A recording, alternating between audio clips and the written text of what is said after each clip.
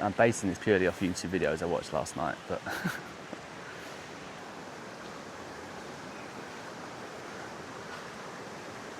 so I'm thinking there's this deep pool here that's being fed. If there's going to be fish, they're going to be here or over here, but that's very slippery. Or at least that rock I stepped on was. I think I might just sit here for 5 minutes and just see if I can see any fish rising. I think that'd be my best bet.